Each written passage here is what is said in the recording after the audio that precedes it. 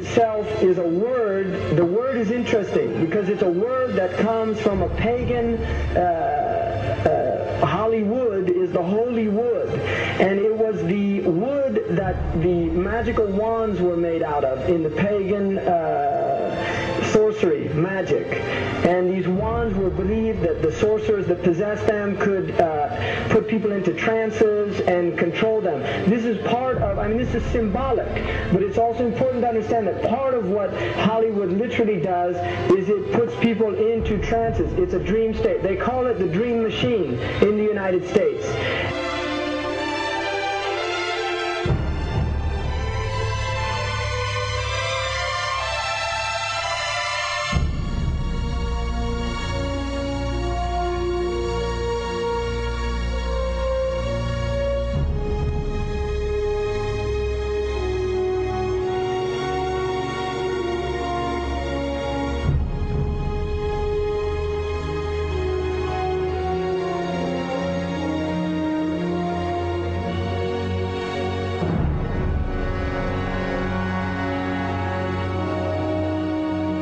Creates fantasies for people. It puts people into these things. Now, one of the things is interesting that in the part of what's done in movie theaters, in darkened rooms where people watch television, is literally a trance state that occurs through what's called suspended state of disbelief. You enter into a state, you suspend your disbelief and enter into a state whereby you begin to believe what you internally realize is imagination.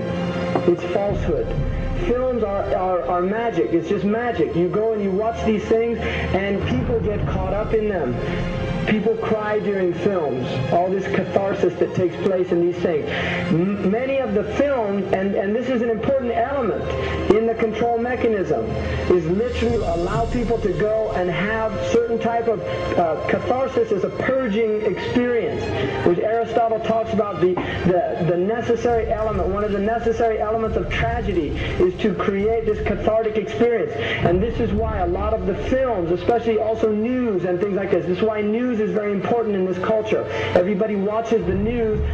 They have this tragic, cathartic experience of watching the tragedies of others and then feeling safe and complacent in their own experience of this suspended state of illusory well-being. So these are very intricate and sophisticated methods. Now, I think it's dangerous, although there are elements, there's concerted efforts that take place, there's also a lot of people that have similar worldviews that aren't necessarily working together in concerted efforts.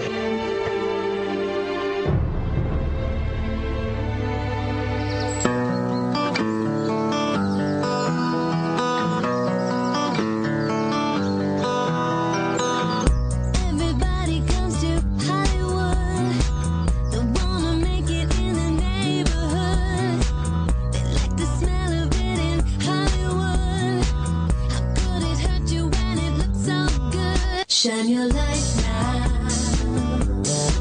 This time it's got to be good. You get it right now, yeah.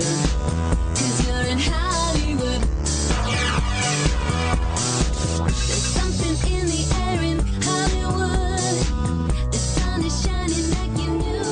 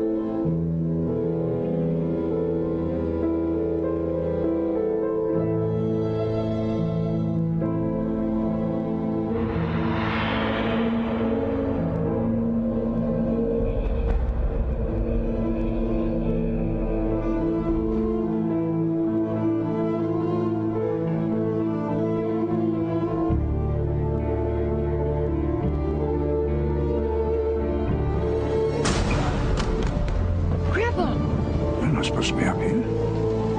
Looking at that? I just wanted to know. Well, you're old enough, I suppose. You should know the story. Okay, here we go. It was 1832. On a night much like this.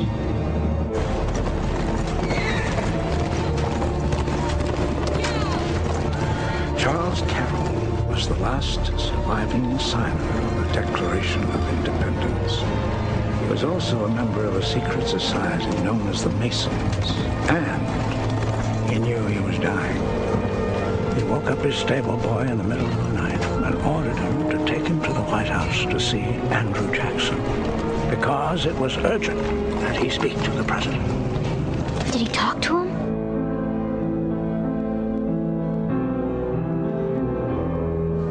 No, he never got the chance. The president wasn't there that night. But Charles Carroll had a secret. So he took into his confidence the one person he could.